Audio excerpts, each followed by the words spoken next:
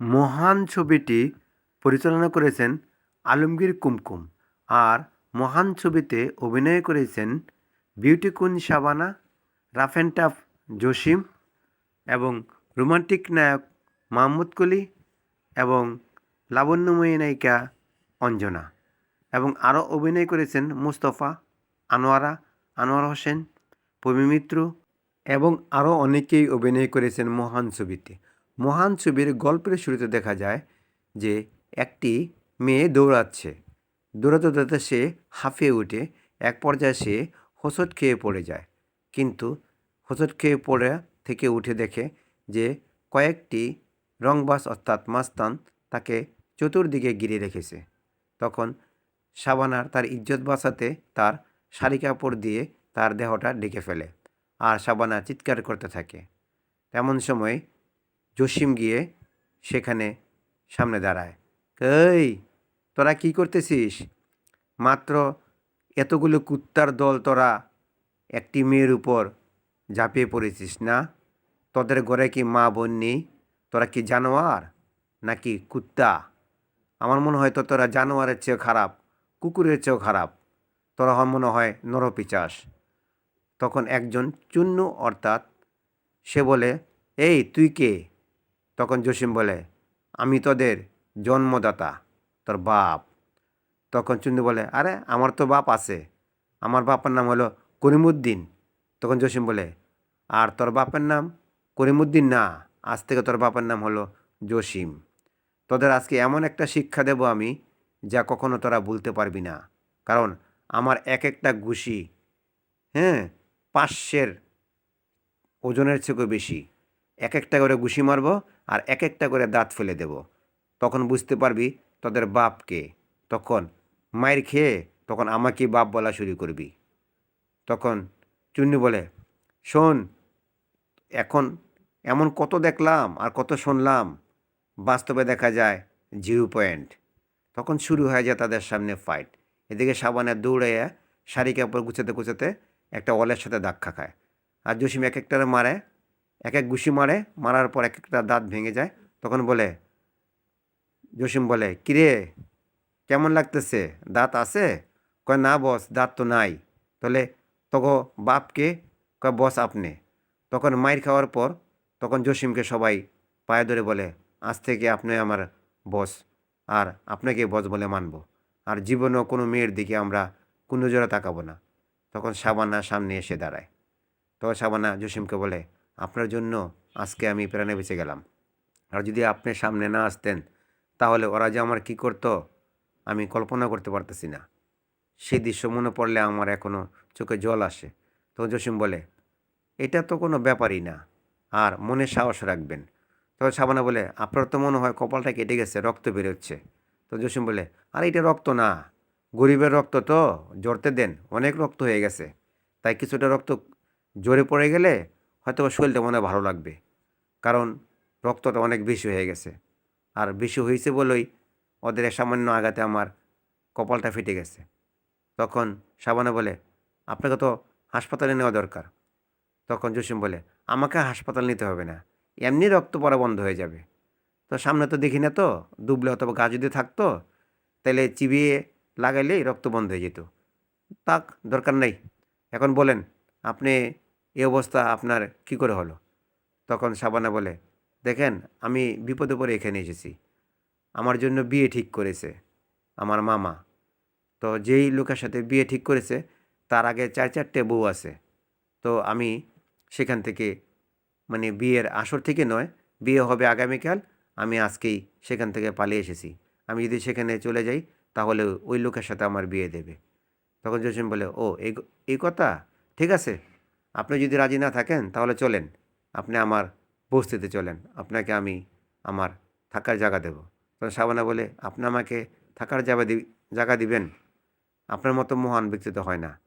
তখন জসিম বলে, আমাকে সবাই মহান বলে, আসলে আমি মহান না, আমি গরিবের উপকার করি আর সবাই বলে আমি মহান। আসলে কি আমি মহান?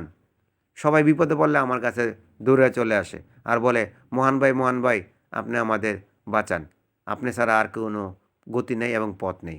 জসিম বলে, আমি মানুষের উপকার করে বলে কি আমাকে সবাই মহান বলে রাখবে? আমি কি এমন মহান কাজ করি? সামান্য গরিব দুঃখীদের পাশে বিপদে এসে দাঁড়াই, এটিই মহান হয়ে যাই?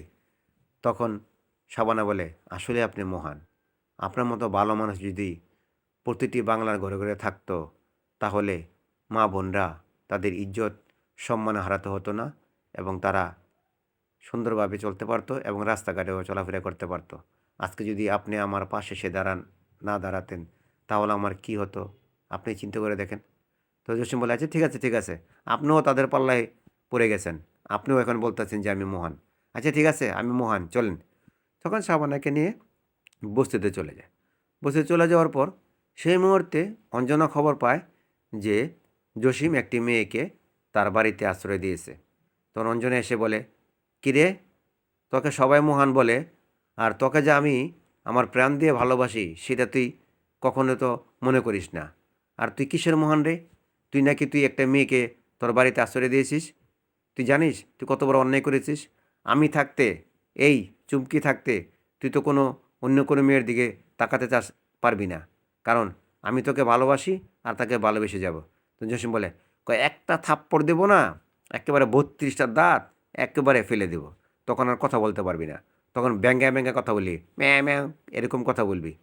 জানতে তোর ভালোবাসা, এই তোকে আমি কেউ কখনো বলেছি তোকে আমি ভালোবাসি? হ্যাঁ, একতরফা ভালোবাসা হয়? তুই সবার সামনে বলিস তুই আমার বউ, তুই আমার বউ। হ্যাঁ, তুই কবে মানুষ হবি? যা এখান থেকে। তখন শাবানা সেই মুহূর্তে এসে সামনে দাঁড়ায়, কয়, আচ্ছা আমি তোমাকে চিনতে পারিনি, তুমি কে? তখন জসিম বলে, আরে একটা পাগলি, আর মাথায় সিট আছে, পাগল, এর কথা আপনি কি শুনছেন? তখন অঞ্জনা বলে, আপনাকে এই মহান জসিম তুলে নিয়ে এসেছে, নাকি আপনি তার সাথে এসেছেন?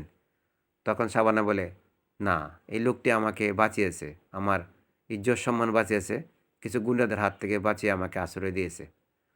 তখন অঞ্জনা বলে, এর তো এই কাজ, যত বিপদ খবর এর কাছে আসে, আর যারাই বিপদে পড়ে সব একমাত্র কি মোহন ভাইয়ের কাছে দৌড়ে আসে, আর মোহন ভাই কীভাবে উদ্ধার করবে সেটা তারা ভাবে না, তারা দৌড়ায় চলে আসে। তখন শাবানা বলে, আসলেই তো উনি মহান, উনি ভালো লোক।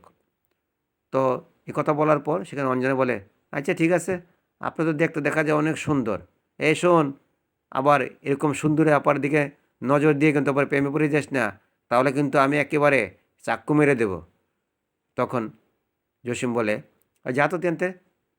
তখন জসিম বলে, আচ্ছা আপনাকে আমি কি খাওয়াতে পারি এখন, আজকে কি আনবো হোটেল থেকে?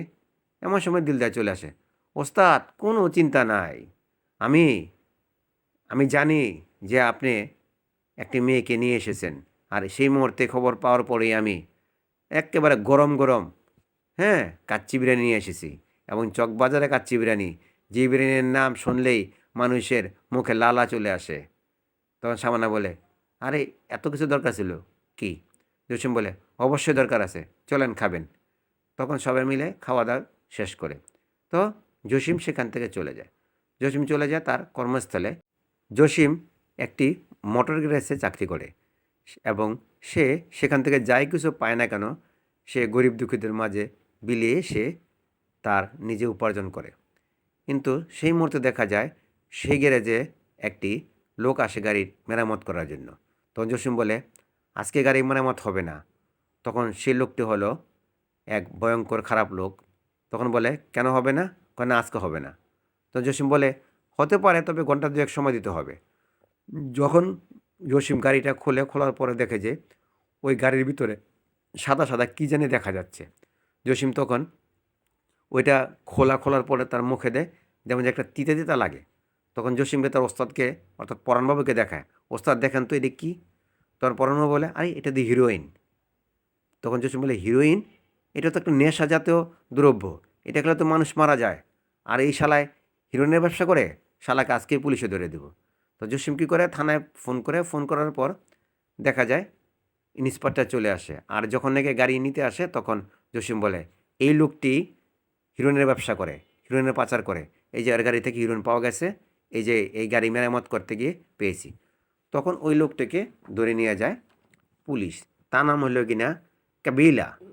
তো কাবিলা যাওয়ার সময় বলে, শোন জসিম, তুই আমাকে ধরিয়ে দিয়েছিস না, তোকে একদিন আমি জেল থেকে ছাড়া পেয়ে এসে তোর এমন অবস্থা করব তুই কখনো কল্পনা করতে পারবি না।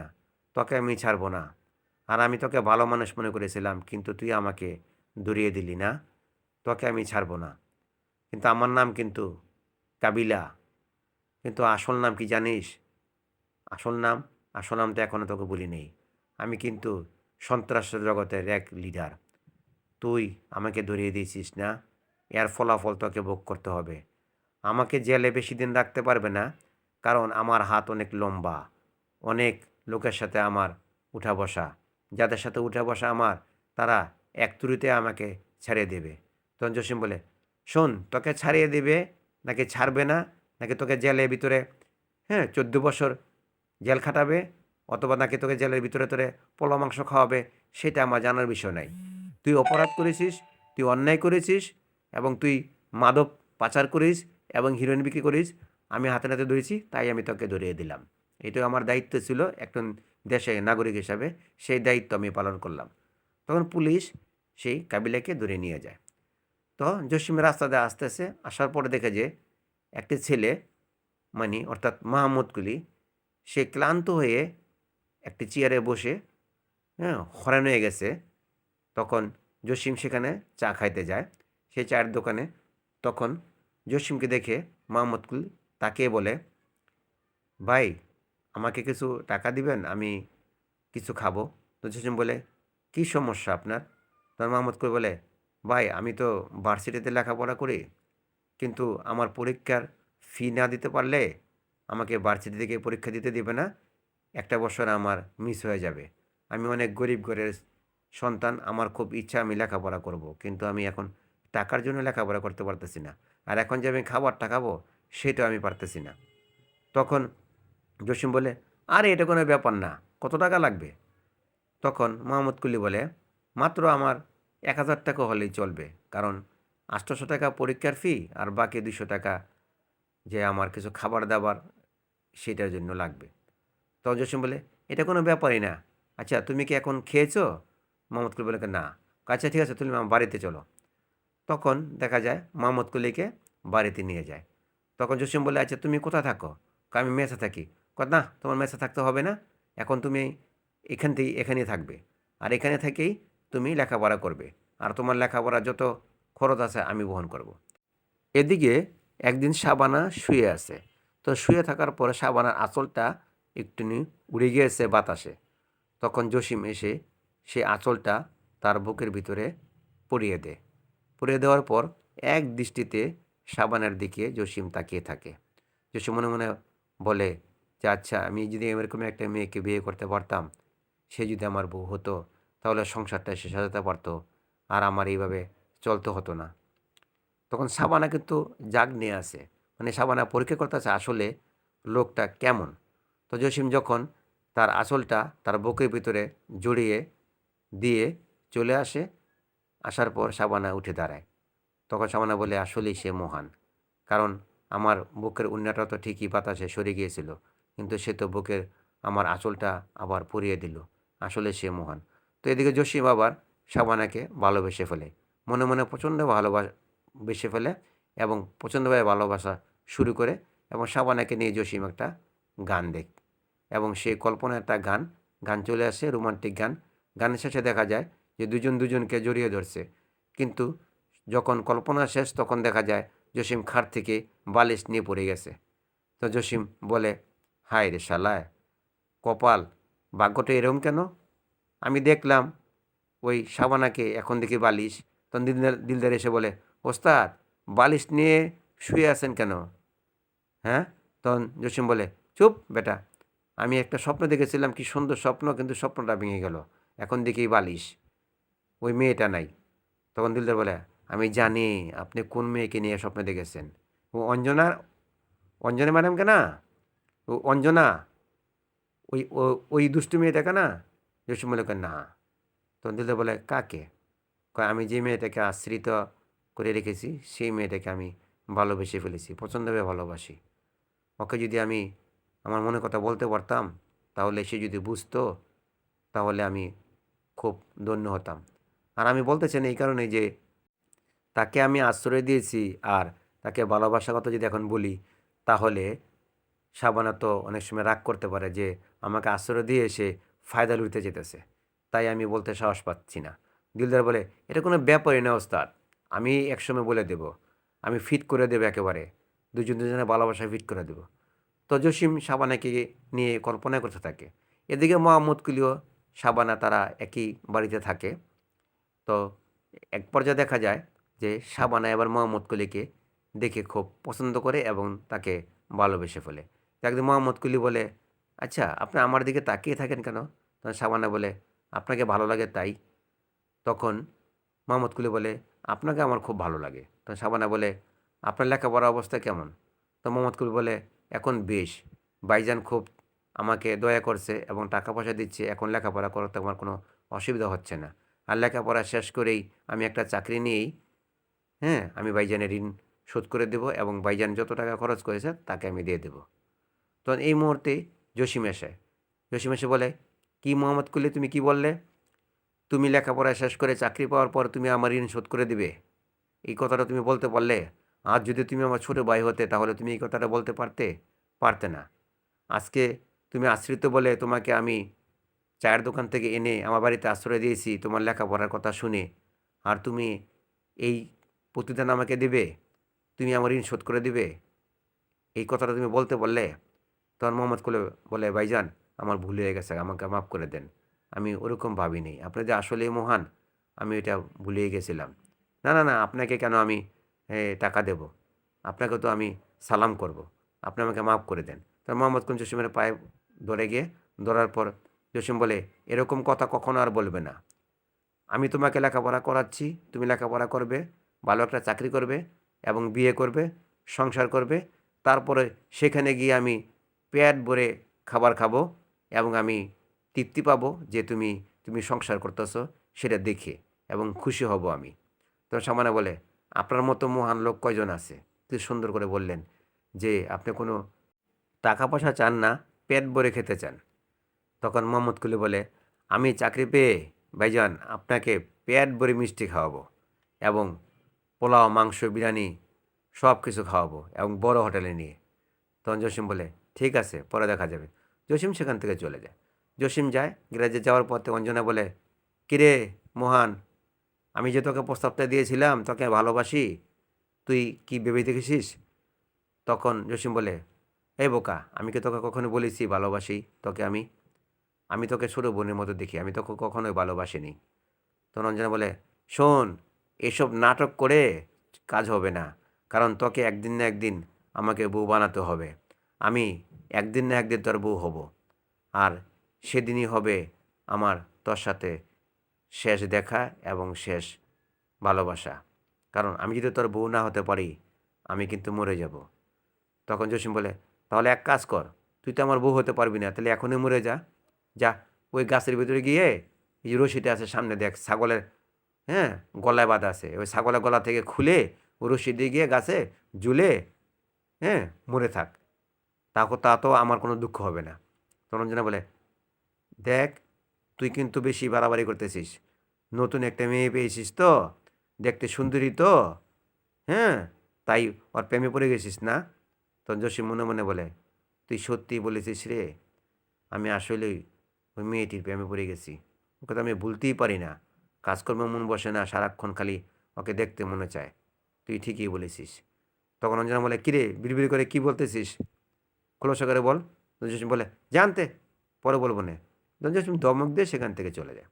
তো চলে যাওয়ার পর সেখানে সে একদিন হাঁটতে হাঁটতে দেখা যায় সে একটি মানে বাগানে যায়। বাগান বলতে কি, যে পার্কের ভিতরে যায়।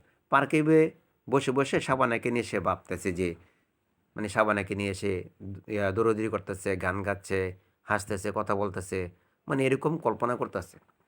কিন্তু এমন সময় দেখা যায় যে শাবানার শব্দের আওয়াজ ভেসে আসতেছে তার কানে। তখন জসিম বলে, আরে এখানে শাবানা কোথা থেকে আসলো, দেখি তো। তখন ওই পার্কের এক কোণা দেখা যায় মোহাম্মদ কুলির সাথে শাবানা কথা বলতেছে। এক পর্যায়ে কথা বলতে বলতে তারা দুজনকে জড়িয়ে ধরেছে। তখন জসিম আবার আর একটু সামনে যায়, সামনে গিয়ে দেখে শাবানা বলে, আমি তোমাকে অনেক ভালোবাসি। তখন মোহাম্মদ কুলি বলে, আমি তোমাকে ভালোবাসি, তোমাকে ছাড়া আমি বাঁচবো না। তখন শাবানা বলে, আমি তোমাকে ছাড়া বাঁচবো না, তুমি আমার প্রাণ, তুমি আমার ভালোবাসা, তুমি আমার জান, তুমি আমার অন্তর। তখন মোহাম্মদ কুলি এই ধরনের কথা বলে। তখন জসিমের বুকের ভিতরে এমন একটা আঘাত পায়, যেমন লাগে পৃথিবীটা তার মাথার উপর ভেঙে পড়েছে। চতুর্দিকে তার মাথাটা ঘুরতে থাকে। তারপরও সে স্থির থেকে সামনে যায়। সামনে গিয়ে দেখে যে তারা জোরাজুরি করতেছে। জোরাজুরি করার পরে এক পর্যায়ে তারা একটা গান শুরু করছে, নাচানাচি করে গান দিতেছে। তো জসিম সেখানে তাকিয়ে থাকার পর যখন গানটা শেষ হয়ে যায়, তখন জসিম একটা চিৎকার দেয় যে আমি যাকে ভালোবাসলাম সে আমার হলো না, আর যাকে আমি ভালোবাসি না সে আমাকে চায়। এমন একটা কষ্ট সে পায়, মানে কষ্টের ঠেলায় মানে সে কান্নাকাটি করতে থাকে। এমনভাবে কাঁদতেছে যে তার বুক ফেটে কান্নাটা আসতেছে, কিন্তু চোখ দিয়ে জল আসতেছে না। এমন কষ্ট পায়। কষ্ট পাওয়ার পর সে অনেকগুলি আঘাত করে গাছের ভিতরে, যে আমার ভাগ্যটা কি এরকমই? আমি একটা মেয়েকে ভালোবাসলাম, আর সেই মেয়েটা আরেকটা যুবককে ভালোবাসে। তখন সেখান থেকে আসার পর তার সামনে গিয়ে দেখা যায় মোহাম্মদ কুলি এবং শাবানা দাঁড়ায়। তখন মোহাম্মদ কুলি বলে, ভাইজান আপনি এখানে? তখন জসিমের চেহারাটা একটু হাসি মুখে উজ্জ্বল করে বলে, আরে না, আমি একটু আসছিলাম, একটা লোক আসার কথা এখানে, তো সে বলল যে পার্কে আসার জন্য, তো আমি এখানে আসছিলাম। তো শাবানা বলে, কি ভাইজান, আপনার কি কোনো এখানে কোনো আপনার বান্ধবী আসার কথা নাকি? তখন জসিম বলে, আমার একটা বান্ধবী আসার কথা। তো ওই যে পাগলিটা আছে না, ওই পাগলিটা নাকি আমাকে ভালোবাসে, ওই আসবে এখানে, আমাকে নিয়ে এখানে সে বেড়াতে যাবে, তো ওর জন্যই বসে আছি। তো জসিমই কথাটা ঘুরিয়ে দেয়। ঘুরিয়ে দেওয়ার পর জসিম সেখান থেকে চোখে অশ্রু নিয়ে সেখান থেকে চলে যায় বাড়িতে। তো যাওয়ার পথে সে যখন রুমে ঢুকবে, তখন এই দরজার ভিতরে একটা মাথা আঘাত পায়। আঘাত পাওয়ার পর রক্ত বেরোতে থাকে। যখন রক্ত বেরোতে থাকে তখন জসিম শুয়ে পড়ে তার খাটের উপর। তখন দিলদার চলে আসে। দিলদার বলে, ওস্তাদ, তোমার মাথা দিয়ে রক্ত বেরোচ্ছে, তুমি কোনো ডাক্তারদের কাছে যাওনি? জসিম বলে, কারে, মাথা দিয়ে রক্ত বেরোচ্ছে তুই দেখতেছিস, কিন্তু আমার বুক দিয়ে যে কত রক্ত ঝরতেছে, কত অশ্রু ঝরতেছে, তুই কি সেটা দেখতে পারতেছিস? পারতেছিস না। তখন দিলদার বলে, ওস্তাদ খুলে বলেন তো। দেখ, আমি যাকে ভালোবাসলাম সে অন্যজনকে ভালোবাসে, যাকে আমি কুড়িয়ে পেয়ে আশ্রয় দিলাম এবং তাকে মনে স্থান দিলাম, সে অন্য একটি যুবককে ভালোবাসে। যাকে আমি কুড়িয়ে পেয়ে, যাকে আমি লেখাপড়া করাচ্ছি, সে আজকে আমার মনে একটা কষ্ট দিল, আঘাত দিল। তো এই কথাগুলি আবার দেখা যায় মোহাম্মদ কুলি শুনে ফেলে এবং শাবানাও শুনে ফেলে। তো শাবানা শুনে ফেলার পর শাবানা এবং মোহাম্মদ কুলি বলে, কি ভাইজান কি বলতেছে? আর মোহাম্মদ কুলি বলে, ভাইজান কি বলতেছে? তখন জসিম আবার ওদের শব্দ পায়। তো জসিম জোরে জোরে দিলদারকে বলে, এই তোকে না বলছি যে পাগলিকে আমি বিয়ে করব, তোরা বিয়ে ঠিক কর। হ্যাঁ, তখন যখন মোহাম্মদ কুলি শাবানা যায়, তখন জসিম হাসতে থাকে, আরে তোমরা এসেছো, তোমাদের জন্য বসে আছে, খাবো। তো আরেক দিন জসিম একাকে বসে বসে সে কান্না করতেছে, মানে চোখ দিয়ে পানি জোর জোর করে পড়তেছে। তো দিলদার দূর থেকে দেখে, দেখার পর দিলদার সামনে গিয়ে বলে, বস আপনার কি হয়েছে? কয়দিন ধরে কাজ কামে যান না, আর কোনো মানুষ আসলেও তাকে তাড়িয়ে দেন, কোনো কথাবার্তা বলেন না, কি হয়েছে? তখন জসিম সব ঘটনা খুলে বলে। তারপর দিলদার শাবানা কাছে যায়। শাবানাকে গিয়ে বলে, আপনি জানেন আমার বস কেন এত চুপচাপ থাকে এবং কেন বেশি কথা বলে না, এবং কেন সে আপনাদের সাথে বেশি কথা বলে না? তো শাবানা বলে, কেন? কয়, আমার বস আপনাকে ভালোবাসে, আর অনেক আগে থেকে ভালোবাসে। তখন শাবানা বলে, কি? আমি তো ওনাকে ভালোবাসি না। তখন দিলদার বলে, আপনিও ওনাকে ভালোবাসবেন কেন? আমার বস তো দেখতে শুনতে সুন্দর না, আপনি এখন সুন্দর ছেলে পেয়েছেন না, তাকে ভালোবাসবেন, এটিও তো স্বাভাবিক। তখন শাবানা বলে, কি বলেন? আমাকে যদি একটিবারও বলতো যে আমাকে উনি ভালোবাসে, তাহলে তো জীবনও আমি ওনার ভালোবাসা প্রত্যাখ্যান করতে পারতাম না। তখন দিলদার বলে, তা পারতেন না, কিন্তু আপনি কি কখনো আমার ওস্তাদের দিকে তাকিয়ে দেখেছেন? কখনো চেয়ে দেখেছেন যে আমার ওস্তাদ কী চায়, তার মনে কী চায়? কখনো ভাবেননি। ভেবেছিলেন প্রথম প্রথম, যখন এই যে মোহাম্মদ কুলি আসলো তখন কিন্তু আপনার সেই ভাবনাটা মোহাম্মদ কুলির দিকে চলে গেছে, ভাইজানের দিকে ছিল না। কিন্তু আপনি ভাইজানকে ব্যবহার করেছেন, কিন্তু তাকে ভালোবাসেন নাই। আপনার মেয়েরা পারেন, এগুলিই পারেন। তখন সাবানা বলে, দেখো তুমি উল্টাপাল্টা বলতেছো। না, আমি উল্টাপাল্টা বলতেছি না। তখন জসিম এসেই কথাগুলি শোনে, শোনার পর জসিম দিলদারকে একটা থাপ্পড় মারে। এই বেয়াদব, একটি মেয়ের সাথে কীভাবে কথা বলতে হয় সেই শিক্ষা কি তোকে আমি দিই নেই? হ্যাঁ, তুই এরকম কথা বলতেছিস কেন? তখন সাবানা বলে, আচ্ছা আপনি নাকি আমাকে ভালোবাসেন? তখন জসিম বলে, হ, আমি তোমাকে ভালোবাসি, তাতে কি সমস্যা কোথায়? এবং তোমাকে আমি বিয়েও করব, সমস্যা কোথায়? সাবানা বলে, সত্যি আপনি আমাকে বিয়ে করবেন এবং আপনি ভালোবাসেন? হ, আমি ভালোবাসি। তখন সাবানা বলে, আমি তো মাহমুদ কুলিকে ভালোবাসি। কারে বোকা, আমি তোমাকে বিয়ে করব, আমি তোমাকে ভালোবাসবো, এটা কে বলেছে? আমি তো চুমকিকে ভালোবাসি। আর দিলদার বলেছে? এটা দিলদারকে আমি ঠাট্টা করে একদিন বলেছিলাম, সেইটাই তোমাকে বলেছে। আসলে আমি তোমাকে ভালোবাসি না। আমি তোমাকে কেন ভালোবাসবো? তুমি যাকে ভালোবাসো তাকে নিয়ে তুমি সংসার করো। তবে একটা কথা তোমাদের বলি, আজকের পর থেকে তোমরা অন্য একটা বাড়িতে চলে যাও, এখানে তোমাদের থাকার দরকার নেই। আর তোমরা অন্য একটা বাড়িতে যাও, সেই বাড়ির ভাড়াও আমি দেবো, তোমাদের খাওয়ান খরচে যত টাকা লাগে আমি তাই দেবো, এখান থেকে তোমরা চলে যাও। তখন মোহাম্মদ কুলি বলে, কি বলেন ভাইজান? হ, তোমরা এখান থেকে চলে যাও, তোমরা যদি চলে এখান থেকে না যাও তাহলে আমি এখান থেকে চলে যাব। তখন দিলদার বলে, ওস্তাদ চলেন আমরাই চলে যাই। যখন দিলদার আর জসিম চলে যাবে, সেই মুহূর্তেই জেল থেকে বেরিয়ে আসে কাবিলা।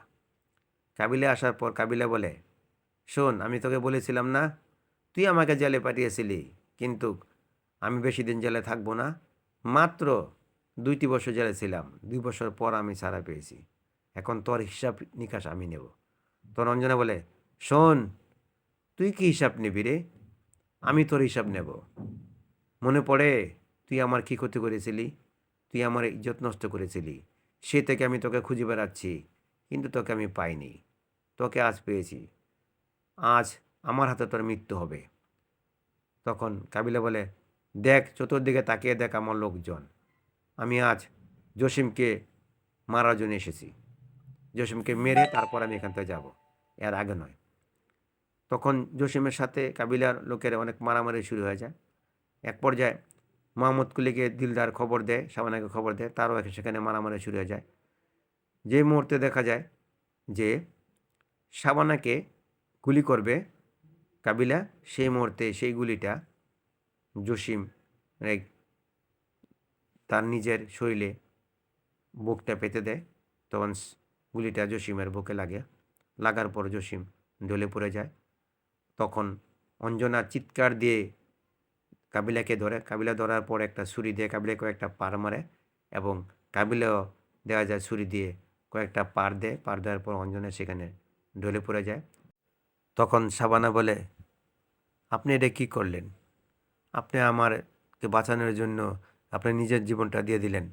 তো জসিম বলে, আমি এটা কিছুই করতে পারিনি, কারণ আজ তোমাকে একটা সত্য কথা বলি, আর মিথ্যে কথা বলবো না, মৃত্যুর সময় কেউ মিথ্যে কথা বলে না।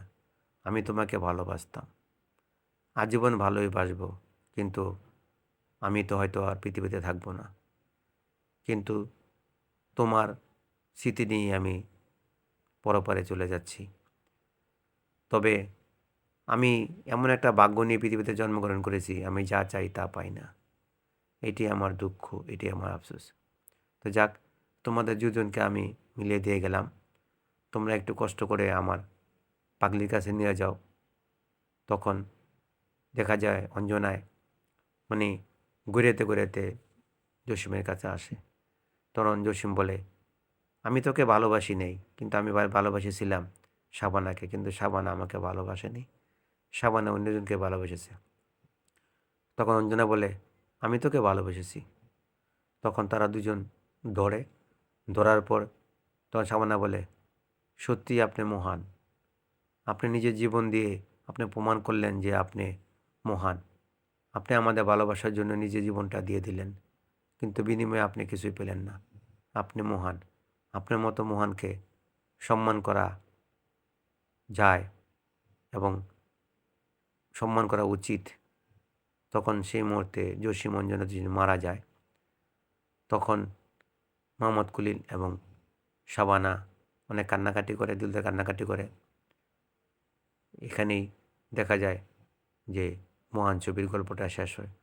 পরিচালক আলমগীর কুমকুম ছবিটা সুন্দর করে পরিচালনা করার পর মহান ছবিটি সফলতা পায় এবং মহান ছবিটি ত্রিভুজ প্রেমের ছবি একটি গল্প নিয়ে মহান ছবিটি তৈরি করেছিলেন আলমগীর কুমকুম এবং ছবিটার সাফল্য এনে দেয় জসিমের অভিনয়ের মাধ্যমে এবং জসিম খুব ভালো অভিনয় করে মহান ছবিতে এবং পরিচালকও সুন্দরভাবে পরিচালনা করে ছবিটা সফলতা পায়।